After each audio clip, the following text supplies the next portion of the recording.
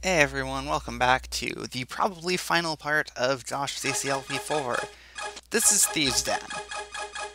I hope you like the thief sound because I don't. Or, I like the thief sound individually, but when every tile or most tiles are a thief, it does get pretty grating pretty quickly. You're not going to miss anything. If I accidentally step on a teeth, you'll only miss a bummer. Oh well, I'll make the sound for you, but that probably won't happen. So yeah, Thieves Den is named after the Spyro Enter the Dragonfly area, which is interesting, because Enter the Dragonfly was not generally a well-liked game.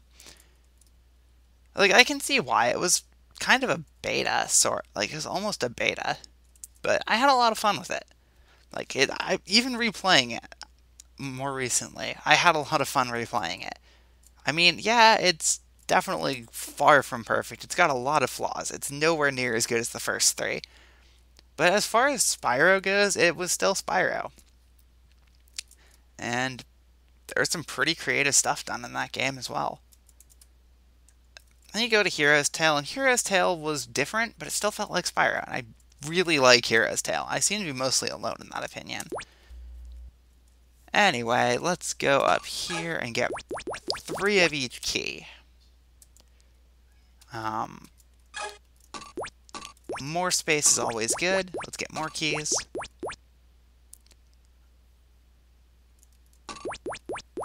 So once we get the green key, this level does open up some. So I'm going to try to be as careful as possible with these keys, because I can tell I'm going to be needing them.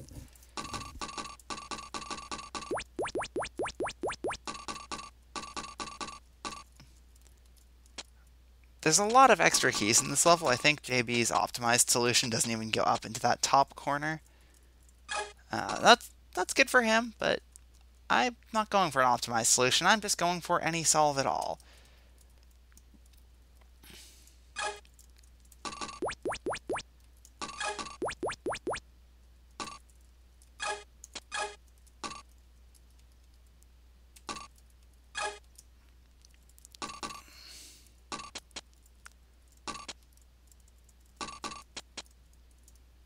And this will be 2 yellow keys for 2.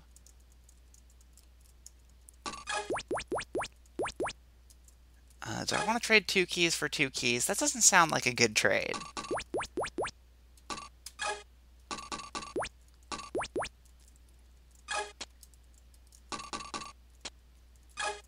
So there's 3 chips left to collect, and they're all down here.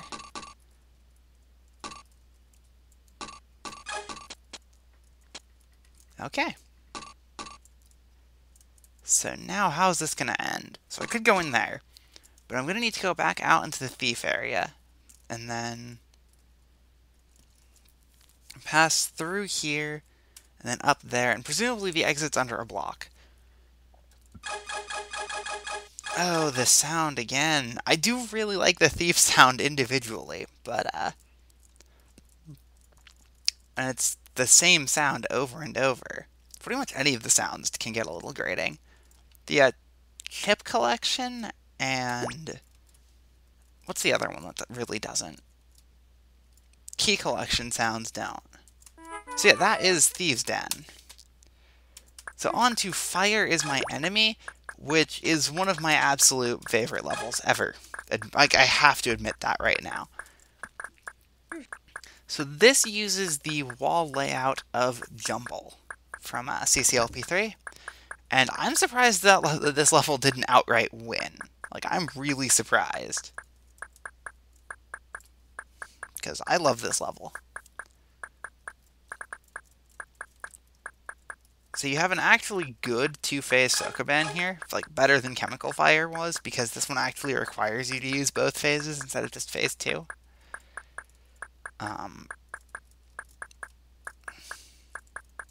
Okay. And then it's just the level doesn't let up. It's just, this level is so good.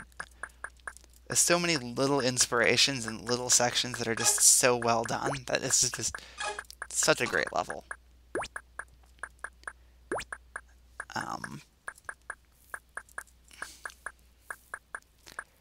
And this is the kind of thing that a walls of level should do. It takes the existing level, like the pre-existing level, and it's like, this, no, you made those walls, I made those walls. And it completely repurposes them.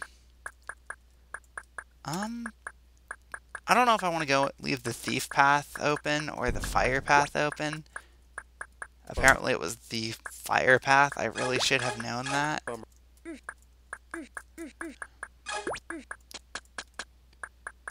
But oh well. Silly me.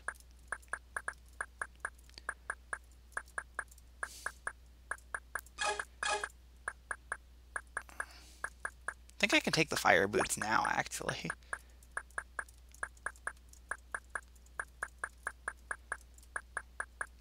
Yeah, like, it's not terribly difficult to figure any of this level out. It's not terribly difficult to execute any of this level.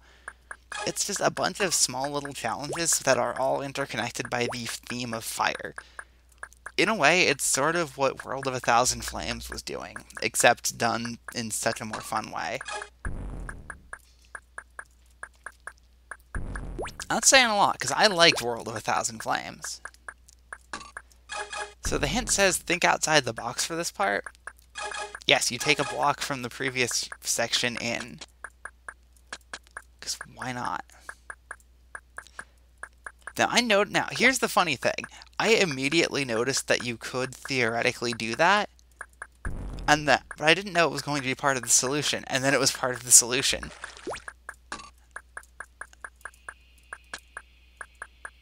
So this is a pretty cool stable loop. So Mika was a little against that fire being there for some reason. I don't know why, because you do have fire boots when you pass through the area.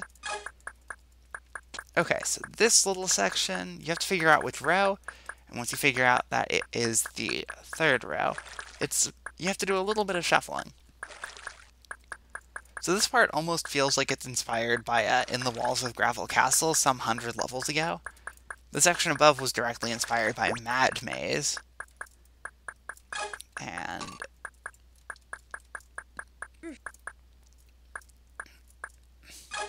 that ticking noise. Good level, by the way. So you can take the red key out from the fireball, and I appreciate that there's enough room to see that. So you do need the fire boots.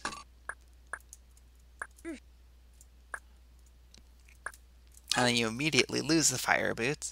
But then you can come down here because there's nothing else cloning. And this is sort of Burning Battlefield, Blue Forest Fire, or even After the Snowstorm, just all put into one. And it's just, there's so many little nods to levels in this level that for a veteran who's played a lot of stuff like myself, and you just see all of those, it just makes Fire as My Enemy as a whole just fit together so much better.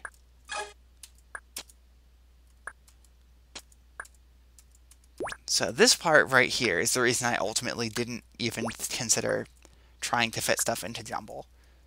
Like, it just didn't seem like a section that you could do that much with. Boy, was I wrong.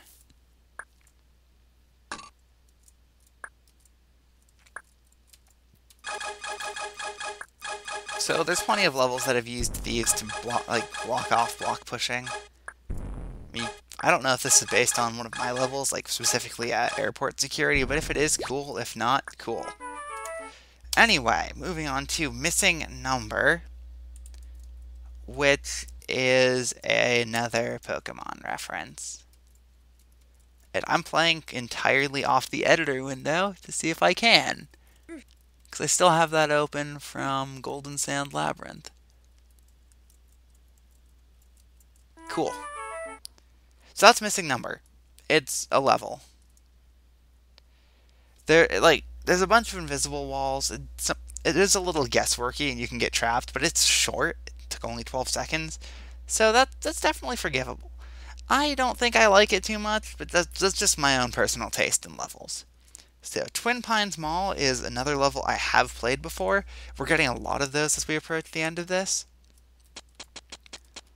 And this is another level that is just really, really fun to play.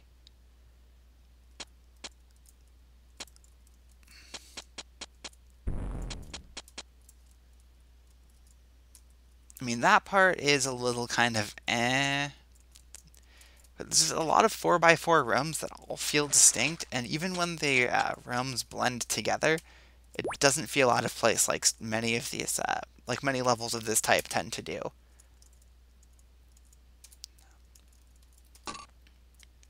I think Marcus's grid locked comes to mind here.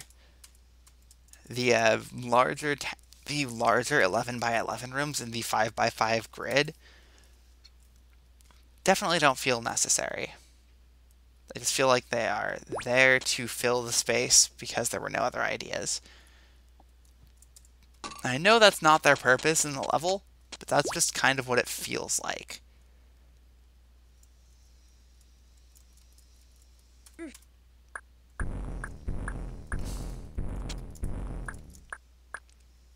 So I'm going to assume that was correct. It's been a little bit since I played this level. And by a little bit, I mean more than a little bit. Can't go that way. Gotta go lose my boots.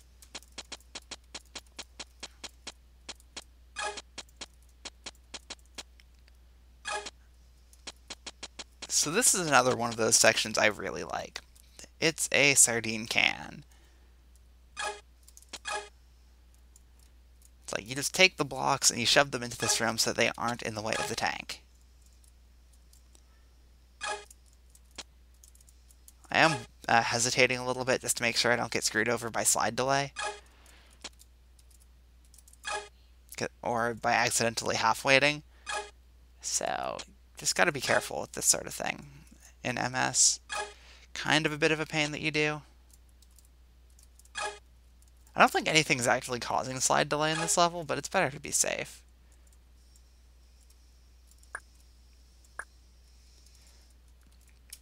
So tank goes through, tank hits the toggle, and then left alone. Then you can go through here, back over through this glider room. Forced to lose the boots again. I do wish the ball cloners were tank cloners, or something similar to that. Or just some monster where you can see the direction, because not being able to see the direction is a little iffy. Okay, so this part plays differently between MS and Lynx. You need 5 keys in MS, while in Lynx you just need 1 as before the blobs get rid of them all. So it's a little harder in MS, but not really. So roads, where we're going, we don't need roads. And that is the end of Twin Pines Mall. Yes, it is a reference to Back to the Future.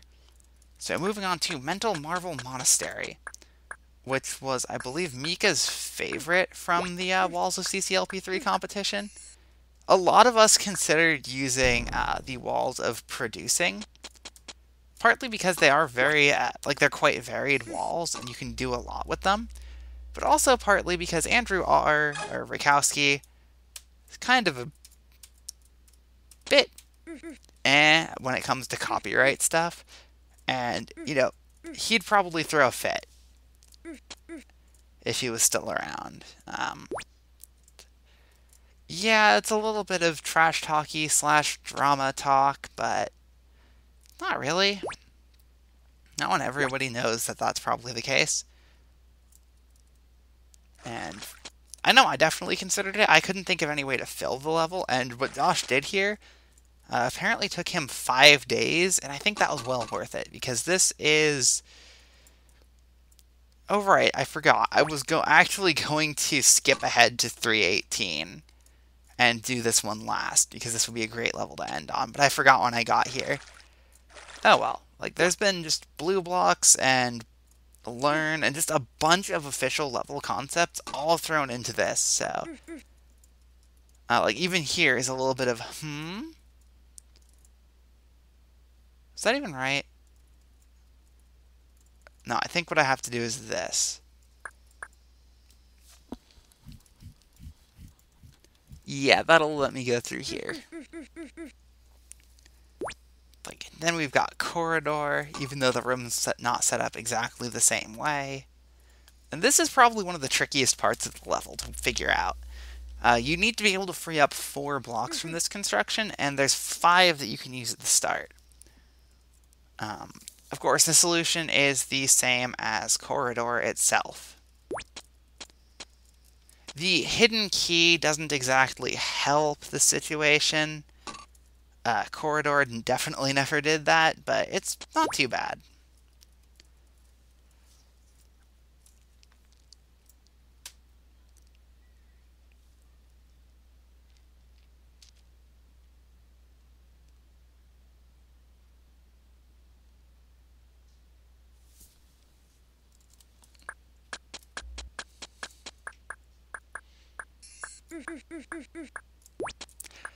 Let's just pretend that didn't happen, shall we?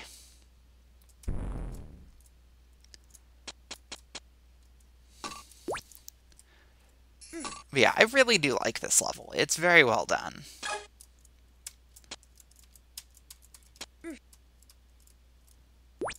And it's this path, this path, this path. It's like mishmash, nuts and bolts. It's just... like, take everything I said about fire as my enemy. Except this level does lose out on the consistent theme of one element, but it gains the consistent theme of here's a whole bunch of nods to, hey, it's like, hey, remember all those awesome levels you played? Here's all those awesome levels you've played. And though I think that works better with, like, your own sets compared to the official sets, just because your own design style obviously fits your own levels a little better. Even that is kind of up for debate. And I have tried my hand at this type of design before, not within the walls of another level, granted, with Subconscious and Recollection from Ultimate Tip 4, of which I do really like both of those levels. Like, I do enjoy playing them both, but they could definitely both be better. So this part, Josh was nice enough to remove one glider so you don't have to worry about boosting issues. Of course, I go and almost run into one anyway. Like, the original version of this was a little meaner. Worried Yet is an official level hint. I don't recall which level it's from. So the coolest part about this level to me is that it does have 2 laps to it.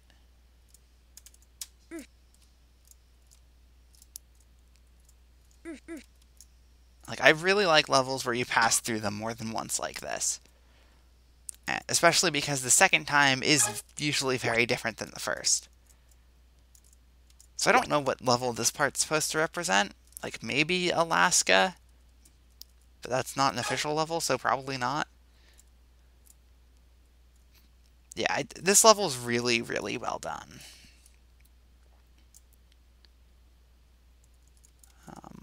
Let's see. Yeah, this way. Now I can actually start pushing down there.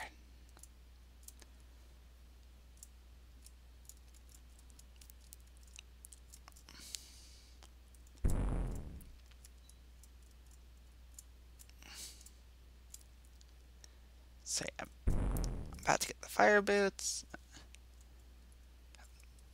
Yeah, Josh removed one glider from the rat race section. I think a better fix, or nicer fix, would have been to remove one glider and, like, re-equalize the spacing. But I can see why it would be left alone to keep the solution syncing. I don't know if Josh completely cares about that. I know when I was updating, when I'm updating any of my sets, I try to make sure all the solutions still sync. Sometimes I fail, but most of the time I end up succeeding with that. So anyway, here's Toggle Bust and a little bit of almost, I want to say Traps 1? With just, or Lemmings or something with the, just the fireball behind the socket, because a few levels have done that.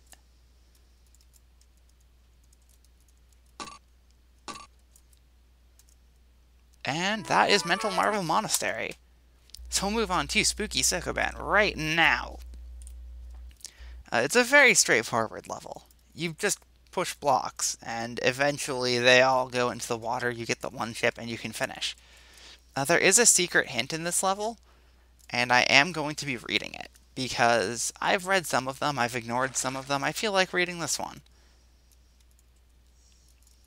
Yeah, this is not a difficult level, it's just a little long.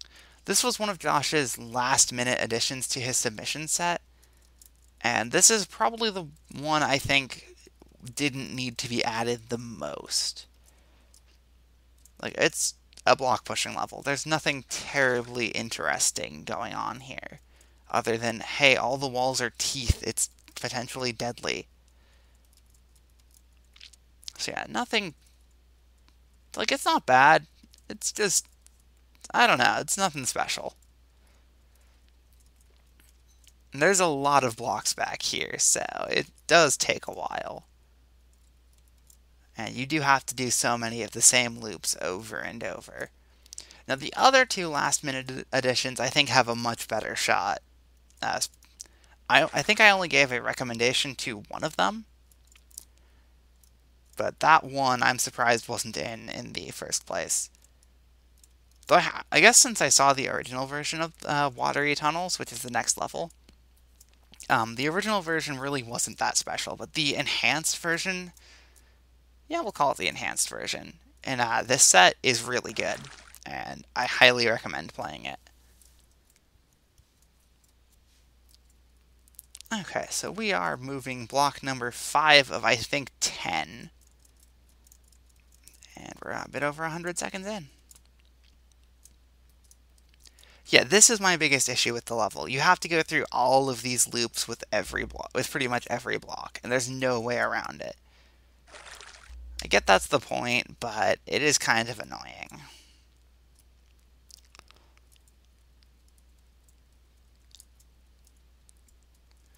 Let's deal with this one. This one seems like it should be a pretty easy one.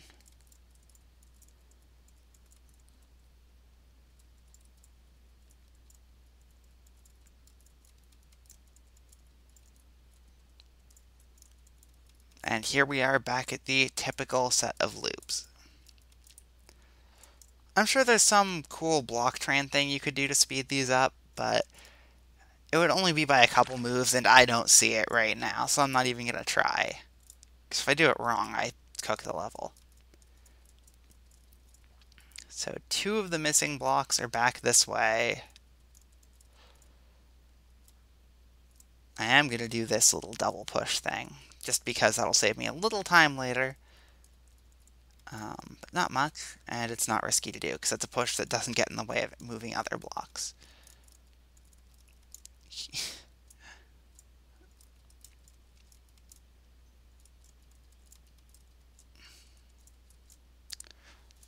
Alright, almost there. Almost there. The last block is probably in the very top right. Let's go retrieve that one. Here it is. Yeah, it's like this just feels like a scaled up portion of that part of Nectar Meadow.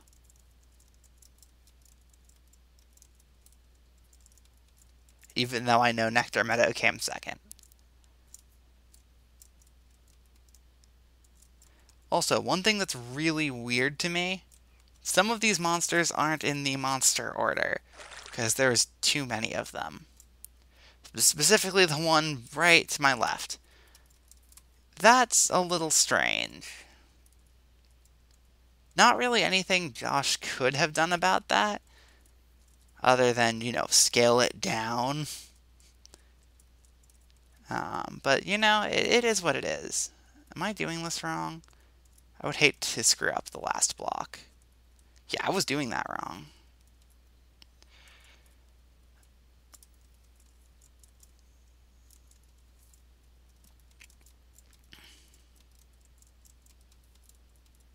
This is the section I needed to push it through. Yeah, these loops I don't think all needed to be there, but it's nowhere near as bad as Warehouse 2.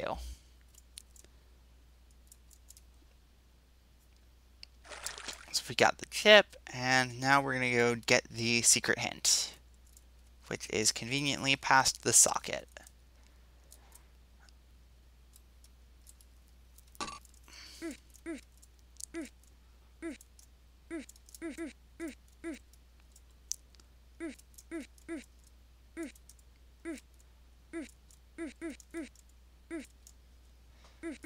I know it's back this way somewhere. There it is.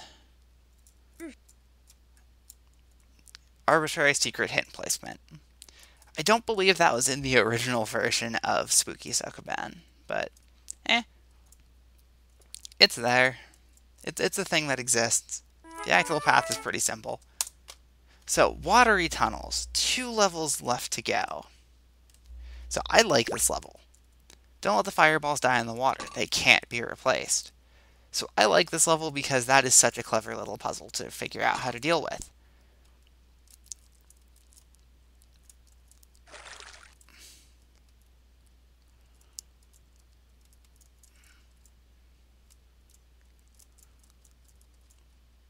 Okay, so he's going to bounce back and eventually go up there.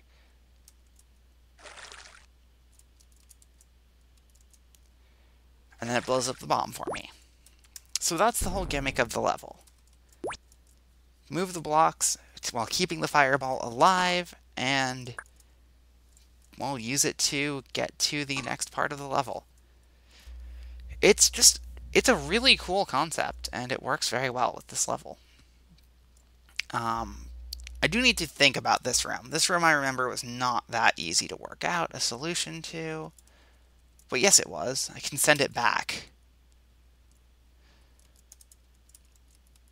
So this room was, once you realize that you can send it back, and due to the force floor, it will always come straight back.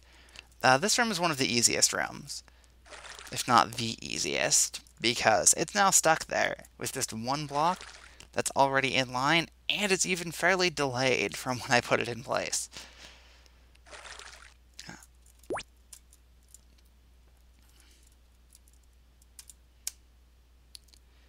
So yeah, we'll just wait for that bomb to go. There's the fireball. Now we've got 2 red keys, and we can, I think, go to the exit now? Or no, I think there's one more puzzle. Nope, that's it.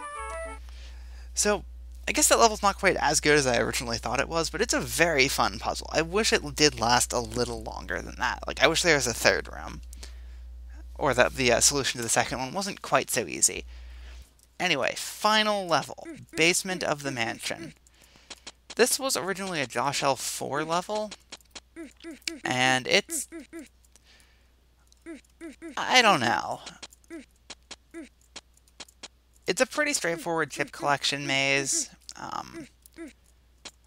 Just have to be mindful of the bugs at the end. It's okay. Not, like... It's nothing special. I don't think I've seen any levels quite like this. But at the same time, it's a chip collection level with invisible and hidden walls. It's kind of a bit of a pain to play. Maybe if there were a few extra chips, it wouldn't be so annoying, but as it is, I know there's no extras from when JP went through JoshCCLP4. Yeah, this is the last level. I almost can't believe I'm managing to get through this. Because this was a huge, huge undertaking. And here we are, half done with the final level. I mean, 320 is a lot. There's really no way around that. That is a lot of levels. To do one at a time. It's not quite as many as, say, 500, which I got that many official set bolds, and that was an undertaking that took me like around 2 years to complete. And honestly, that's why I haven't been optimizing that much lately. I don't have any large goals to go for at the moment. Or any short-term like driving goals if I want to do this. I'd like to do this at some point. I'd like to hit top 5 in every set simultaneously. Like, that would be pretty cool. I'm not even that far out from being able to do so, but doing so requires going through and getting a decent score on the remainder of CCLP3. And I know that that's going to be a rabbit hole I don't want to go down, because there's some pretty ridiculous to execute stuff in there. There's some pretty ridiculous to root stuff in there. Twisted Chambers falling under both. I mean, I have the root, because I found a thing that James missed, and James found some stuff, and then we were able to... Then he hourglassed out 628. So I have the root for that. I just haven't even tried actually doing it yet.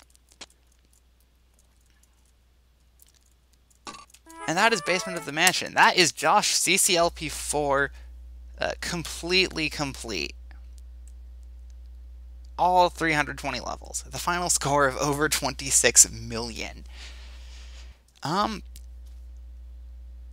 This is where you normally do final closing thoughts on the set, but I'm not going to do that because that's a lot of levels.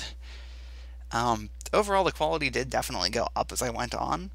And so this is representing the best of Josh's sets, like, through the years. It shows that his design style definitely evolved over time. With, like, the Josh L6 stuff being a little more out there. I think I had more fun overall with the Josh L5 stuff than the Josh L6 stuff. And but even between those, it was pretty close. Josh L4 was mostly fun. Some stuff I didn't like, just of certain parts of levels. And then the JCCLP2 stuff, Josh said I wasn't going to like too much. I liked it more than he thought. Like there's stuff like Fireworks Factory, which is amazing. And then, like, early on, there's some good levels, there's some okay levels, there's some bad levels, there's some frustrating levels, high burning gliders. But overall, like, I had a lot of fun going through this process. Would I go out and start to do it again? Probably not. Instead, I'd go through Josh L4, Josh L5, Josh L6, and leave alone the earlier stuff. Then I'd have to play Spaghetti Code. I don't like Spaghetti Code. It's not too bad, like, as Josh showed with not CCLP4, but it's not exactly my favorite kind of level to play. So yeah, I meant to end on Mental Marvel Monastery, but no, Basement of the Mansion. So yeah, I had fun with this. Josh's designs are really good, and what next? I have absolutely no idea what next. I do know that regardless of what's next, I'm not starting it for another couple weeks just because of the vacation going on to Disney and stuff tomorrow. Today's packing day. I haven't packed anything yet. Go me. It doesn't take too long to pack. So yeah. That's a set. That is a set.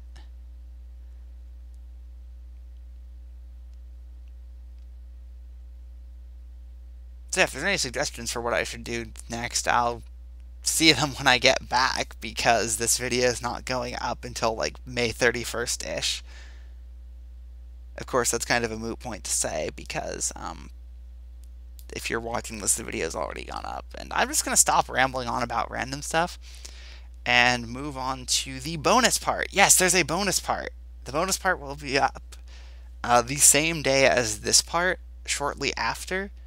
So if you're catching this right after this was uploaded, stay tuned for a bonus part. What's going to be in the bonus part? Well, it's not in that tile world, so I do have to end the video here. So this is my CCLP4 tile world. It's got all the submission sets. It's pretty cool. Anyway, thanks for watching, and see you in not too long, because presumably you're either archive binging or watching this after it just came up, and either way, it's not too long until the next bonus part. Let's go.